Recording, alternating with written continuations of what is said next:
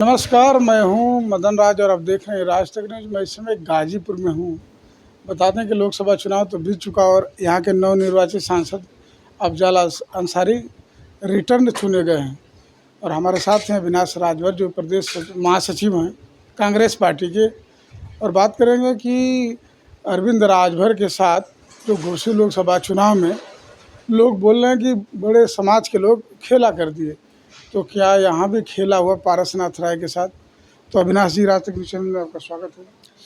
आपके चैनल के माध्यम से आपके सभी दर्शकों को बहुत बहुत स्वागत और धन्यवाद। तो सबसे पहले तो जीत की बधाई कि आपकी पार्टी यहाँ 6 सांसद जीती है। देखिए, जीतना तो था ही, क्योंकि उत्तर प्रदेश में जो काम किए थे योगी जी, और जो मंदिर का मुद्दा था, इतना ज़ोर शोर से ये लोग जो मंदिर का मुद्दा उठा रहे थे, उसको जनता ने नकार दिया है। जनता ने उन्हें ये जवाब दिया है कि मंदिर मस्जिद से काम नहीं चलेगा, आपको शिक्षा, रोजगार और ये सभी चीज़ों पर जो ज़रूरतमंद चीज़ें हैं उन पे आपको फोकस करना पड़ेगा, इसलिए ये तो होना ही था।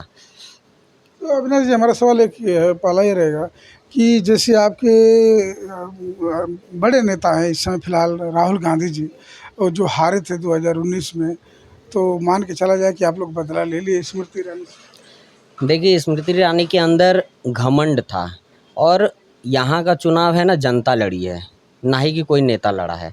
हमारे नेता राहुल गांधी कश्मीर से कन्याकुमारी तक पैदल चले, यात्राओं में लोगों से मिले जुले और गरीबों की आवाज़ लगातार उठाए, महिलाओं की लगातार आवाज़ उठाए, बेरोजगारों की आवाज़ लगातार उठाए। और उसका नतीजा ये देखने को रहा कि स्मृति ईरानी जैसे, और वही नहीं, भाजपा के जितने भी सांसद थे घमंड टाइप के, वो सभी लोग को जनता नकार दी। और यहाँ तक कि मोदी जी की भी सीट फंस गई थी, हमारे अजय राय जो प्रदेश अध्यक्ष हैं उनके द्वारा। वो तो बहुत मुश्किल से उनकी सीट निकल गई। तो अभी मान लीजिए कि आप लोग गाजीपुर में भी चुनाव जीते, मऊ घोसी भी जीते, सलेमपुर जीते, आप लोग बलिया भी जीते, यानी पूर्वांचल में अच्छा खासा आप लोग का इंडिया गठबंधन चुनाव जीता है। तो क्या लग रहा है 2027 में भी ऐसा ही माहौल रहेगा कि 2027 में योगी जी को भेज दिया जाएगा मंदिर का घंटा बजाने के लिए? उनके पास और कोई काम है नहीं, क्योंकि जितना भी वो मंदिर मस्जिद कर रहे हैं वो उन्हीं के लायक है, वहीं जाकर वो बैठे हैं। देश में लोगों को शिक्षा, रोजगार और बाकी जो ज़रूरत की चीज़ें हैं उन पे लोगों का फोकस है, ना ही कि मंदिर मस्जिद करना है लोगों को। ये जो आपस में लड़ाने की लोग लड़ाई लड़ कर रहे हैं, जो खेल खेल रहे हैं कि हम आपस में लोगों को लड़ा करके, देखिए अंग्रेज जब आए थे देश में तो क्या कर रहे थे, फूट डालो राज करो, वही काम ये लोग कर रहे हैं। हिंदू मुस्लिम को लड़ा करके, अन्य जातियों को लड़ा करके ये लोग जो राज करना चाहते हैं ना, वो जनता समझ गई, इनको नकार दी है। और इस बार जो रिजल्ट आया लोकसभा का, उस रिजल्ट से तो ये सीधा सीधा दिख रहा है कि भाजपा अब देश से ख़त्म होने के कगार पर है। अब ये चल नहीं पाएंगे, और जो तानाशाह सरकार थी मोदी की, उनको भी बहुत अच्छा सबक मिला है। जनता कुछ भी कर सकती है, जनता जनार्दन है। तो बिना से हमारा कहने का मतलब एक और सवाल है कि जैसे घोसी में लोग बोल रहे हैं कि बड़े समाज के लोग अरविंद राजभर को वोट नहीं दिए, अंदर अंदर भीतरघात कर दिए, तो क्या यहाँ भी छोटे समाज के लोग पारसनाथ राय के साथ भीतरघात करके चले गए साइकिल की तरफ? देखिए, पूर्वांचल में पूरे अरविंद राजभर लड़ रहे हों या पारसनाथ राय लड़ रहे हों, ये दोनों लोगों की छवि किस तरह की, ये देखने की ज़रूरत है। ना ही ये कभी जनता में काम किए हैं, लोगों के सुख दुख में कभी शामिल नहीं हुए, तो इनको जनता वोट किस बेस पर देगी, ये समझने की ज़रूरत है। और अरविंद राजभर को तो भाजपा के लोग खुद ही नकार दिए हैं, इनको कोई और नहीं हराया, भाजपा के अपने लोग उनके हरा दिए हैं।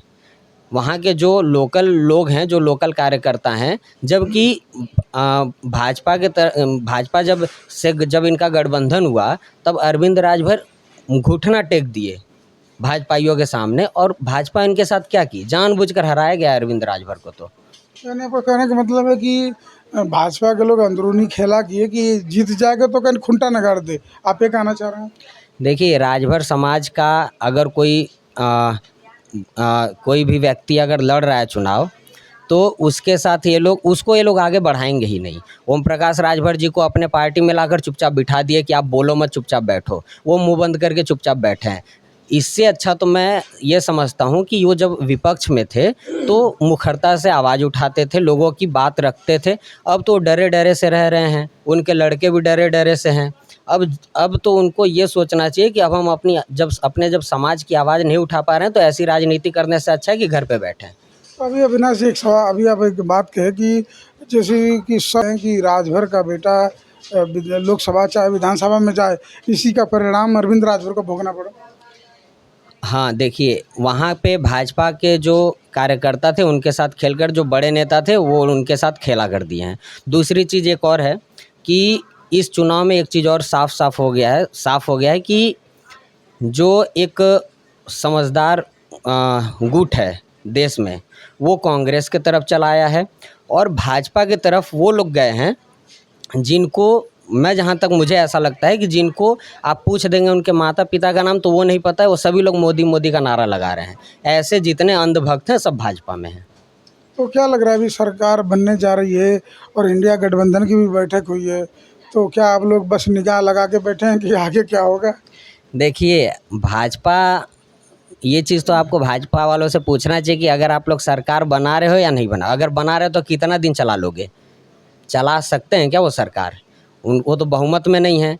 नीतीश जी और चंद्रबाबू नायडू जी जो हैं उनके समर्थन से अगर सरकार चल रही है तो ये क्या गारंटी है कि लगातार 5 साल चला लेंगे? अच्छी सरकार इस देश में अगर कोई चला सकता है तो कांग्रेस चला सकती है और नीतीश जी को और चंद्रबाबू नायडू जी को ये चीज़ सोचना चाहिए और इंडिया गठबंधन का समर्थन करना चाहिए कि लोकतंत्र बचाने की लड़ाई है और लोकतंत्र बचाने के लिए इंडिया गठबंधन का साथ देना चाहिए। अभी तो समर्थन पत्र दे दिए हैं मोदी जी को और खबर मिल रही है कि शायद 8 तारीख को शपथ ग्रहण भी लेंगे और दूसरे राष्ट्रीय अध्यक्षों के निमंत्रण भी भेजा जा रहा है। तो फिर अब अगला कदम क्या? आप लोग अभी मीटिंग समाप्त हो गई है और खड़गे जी बोलेंगे हम लोग अभी फ़िलहाल गठबंधन सरकार चलाने की बात, बनाने की बात नहीं करेंगे, तो क्या आप लोग निगाह लगा रहे हैं कि कब पलट जाएँ? हम लोग सही वक्त का इंतज़ार कर रहे हैं। पलट जाएंगे? सरकार तो बदलेगी ही, सरकार इंडिया गठबंधन की रहेगी देश में। अब भाजपा के लोग चाहे जितना जोर लगा ले, मोदी जी का तानाशाही ख़त्म हो गया है देश से। ये जनता इनको बहुत करारा जवाब दी है कि ये देश तानाशाही से नहीं चलेगा, प्यार और मोहब्बत से चलेगा।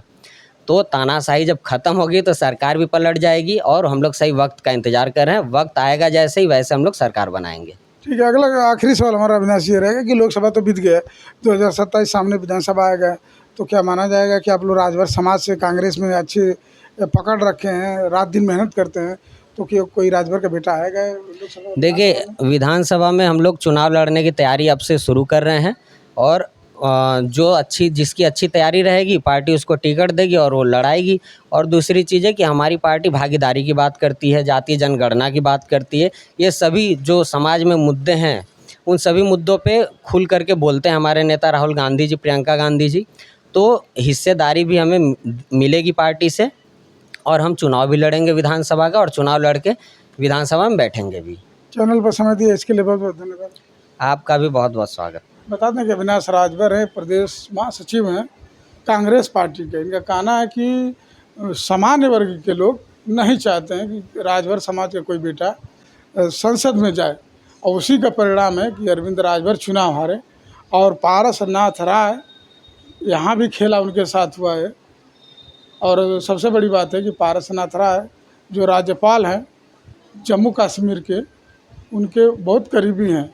उन्हीं की वजह से जो मनोज सिन्हा है इनको टिकट मिला था लोग कहते हैं। तो आपकी क्या राय कमेंट बॉक्स में ज़रूर लिखिए। ऐसी खबरों के लिए राज तक न्यूज़ चैनल देखते रहिए।